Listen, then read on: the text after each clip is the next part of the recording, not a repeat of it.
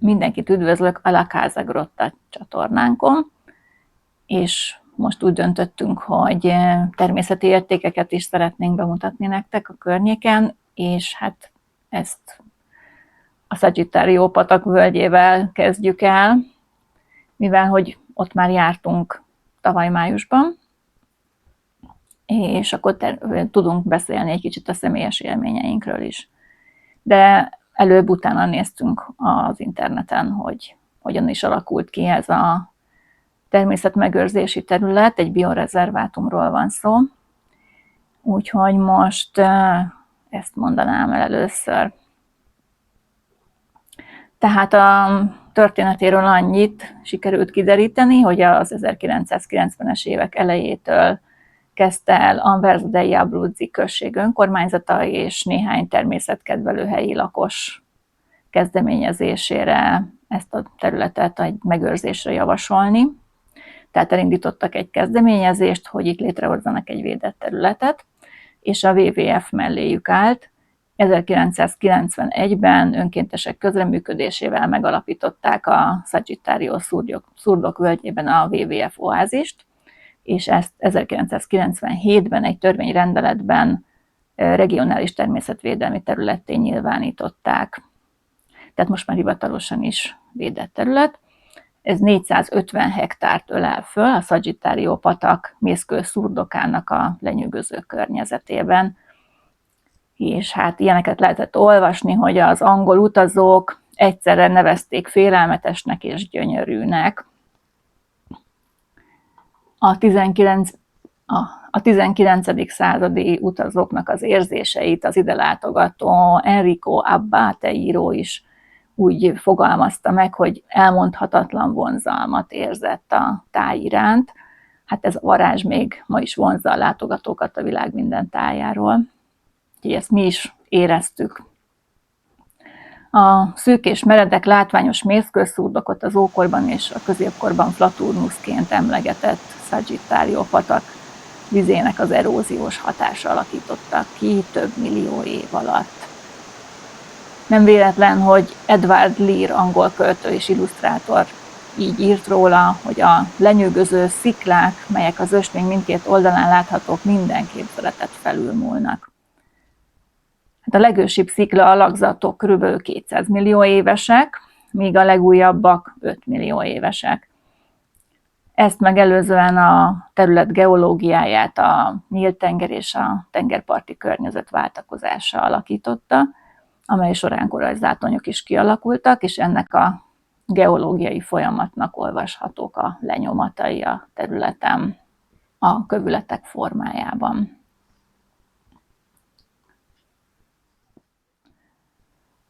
A szurdokok alján van egy úgynevezett cavutónak nevezett terület, és itt feltörnek források, és tovább táplálják a Sagittario patakot, és innen folyik, tesz egy kanyart, és ugye megy Sulmona felé a patak.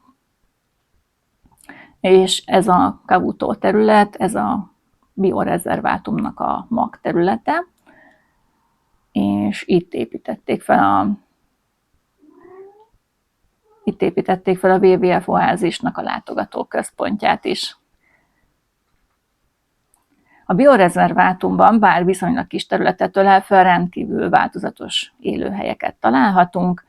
Megtalálhatók itt a sziklás törmeléklejtők mellett a száraz rétek, források, völgye és a mezofil lombos erdők, bükkösök is.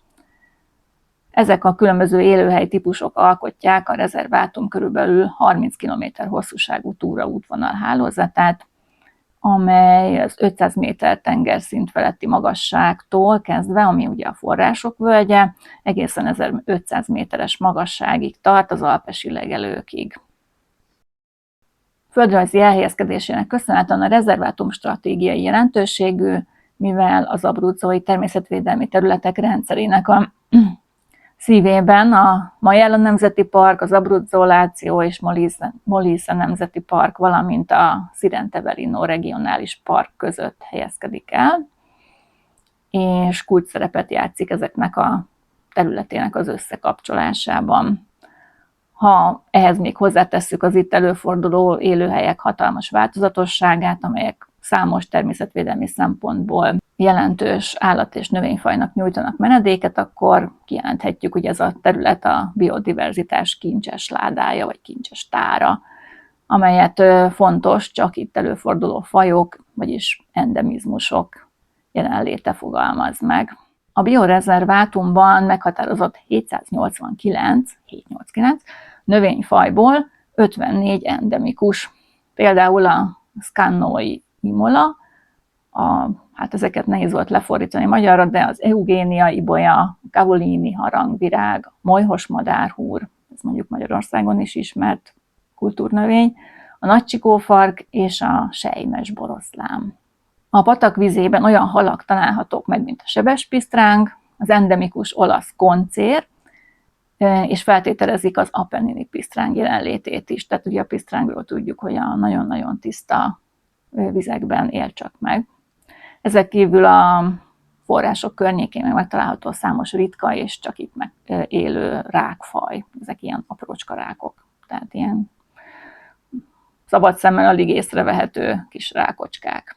A kétértőek közül megtalálhatók itt az Appenninek déli részére jellemző szemüveges szalamandra, a sárgahasú unkának egy alfaja, az olasz béka és a kistavű béka. A hüllők közül pedig megfigyeltek itt 4 csíkos siklót és rézsiklót.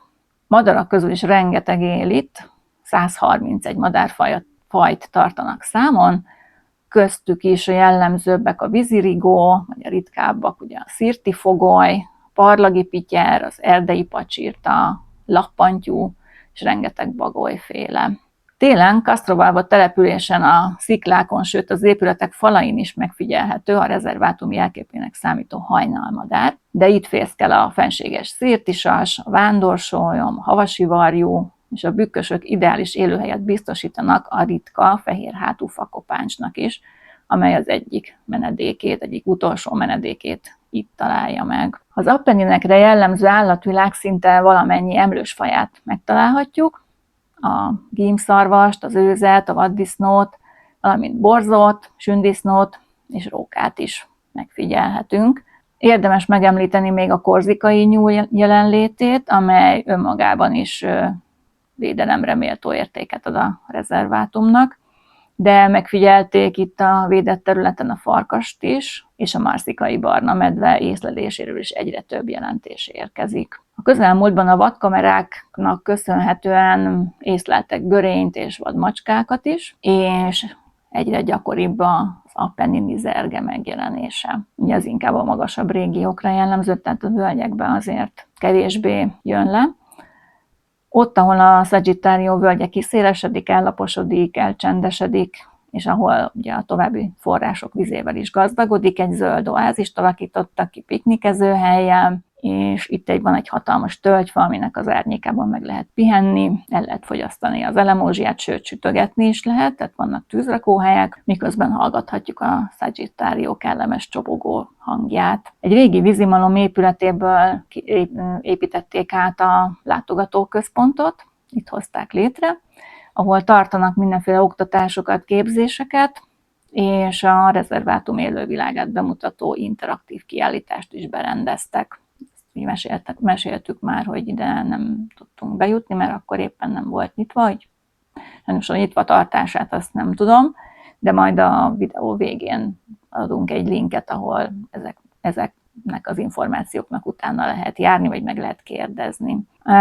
A településen ugye létrehoztak egy irodalmi parkot, Gabriele D'Annunzioról nevezték el, és ennek a részeként van itt egy könyvcserél szolgáló kis könyvtárocska, a Little Free Library. A piknikezőhely közelében kialakítottak egy kis botanikus kertet is, amely 380 féle növény, ebből 45 védett növényfaj bemutatását szolgálja, és ex situ, azaz az élőhelyen történő védelmét és szaporítását is.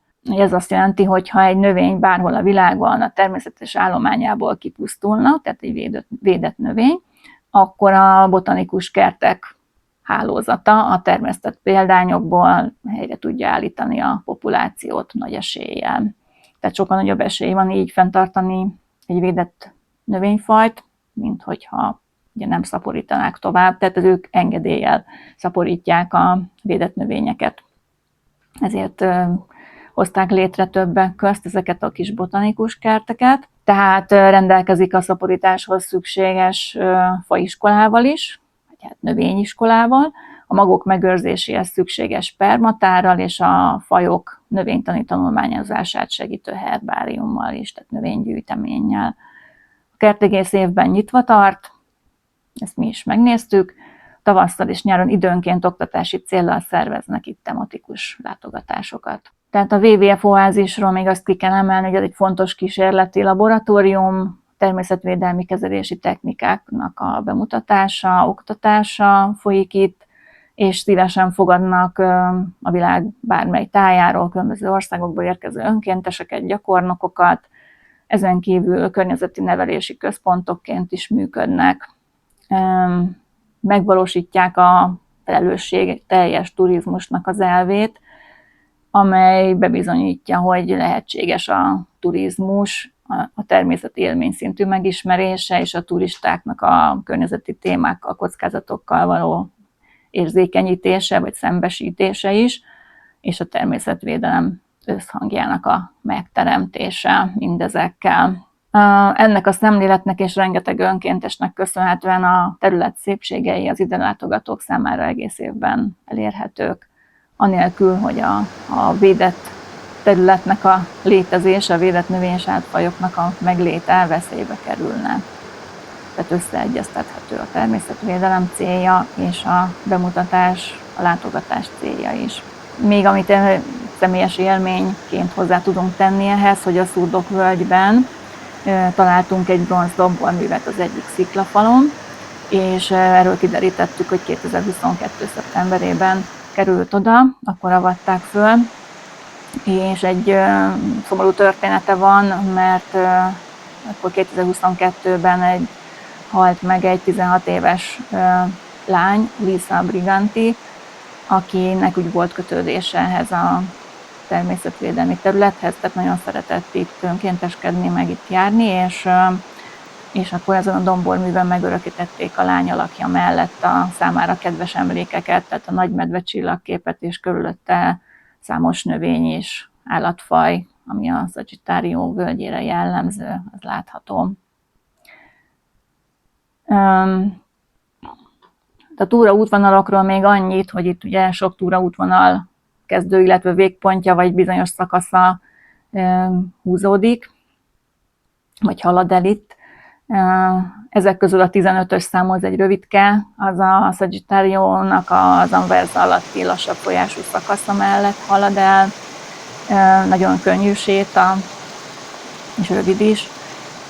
A 18-as meg a 18-as A jelű az megy ugye a felsőbb szakasz felé, ami már nagyobb esésű, tehát látványosabb szakasz, és szintén a patakvölgyet vagy a patakmedret követi, és innen a 18-as útról lehet fölkapaszkodni Kaszruvalva felé, és csak becsatlakozni a 19-es számú útra, illetve a 20-as számúra, ami aztán a gerincen még tovább visz Villa Lago Iscano felé. És amit még láttunk egy ponton, hogy ahol ugye véget ér a 18-as A szakasz, ott ugye tovább lehet még menni a patakvölgyben, de van egy olyan rész, ahol jelezték, hogy itt majd szeretnék összekötni ezt az utat a már emlegetett Pizzo Marcelloval, ami a 17-es úton van fönt a magasabbik gerincen, 1437 méter magasságban, és ez egy gyönyörű kilátó pont. És ezt egy elég meredek útvonalon lehet majd megközelíteni ezáltal, hogyha ez megvalósul, ez az átkötés. Úgyhogy most ennyit a mai videóban. Kövessetek minket továbbra is. Appennini vadmacskám nincsen, de egy budai szelíd macskát. Gyere ide. Tudok adni. Gyere. Ő egy fekete macska, és ide tartozik. Ide tartozó, itt az élőhelye, igaz? Biorezervátum. Hopp. Szóval tartsatok velünk legközelebb is, a következő videóval hamarosan jelentkezünk. Sziasztok!